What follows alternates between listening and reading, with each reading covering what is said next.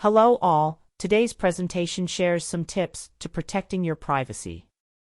Privacy policy: before submitting your name, email address, or other personal information on a website, look for the site's privacy policy. This policy should state how the information will be used and whether or not the information will be distributed to other organizations. Companies sometimes share information with partner vendors who offer related products or may offer options to subscribe to particular mailing lists. Look for indications that you are being added to mailing lists by default. Failing to deselect those options may lead to unwanted spam. If you cannot find a privacy policy on a website, consider contacting the company to inquire about the policy before you submit personal information or find an alternate site. Privacy policies sometimes change, so you may want to review them periodically.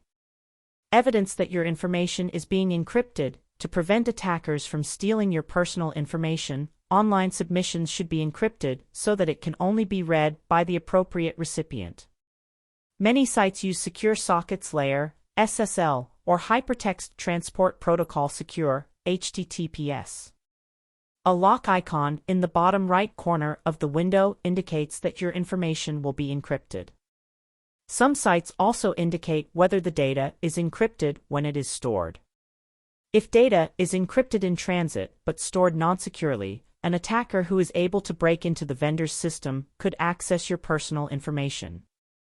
Do business with credible companies. Before supplying any information online, consider the answers to the following questions. Do you trust the business? Is it an established organization with a credible reputation? Does the information on the site suggest that there is a concern for the privacy of user information? Is legitimate contact information provided? If you answered no to any of these questions, avoid doing business online with these companies. Do not use your primary email address in online submissions. Submitting your email address could result in spam. If you do not want your primary email account flooded with unwanted messages, consider opening an additional email account for use online. Make sure to log into the account on a regular basis in case the vendor sends information about changes to policies. Avoid submitting credit card information online.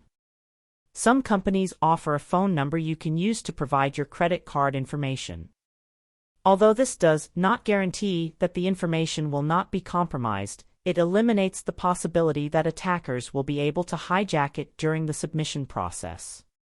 Devote one credit card to online purchases.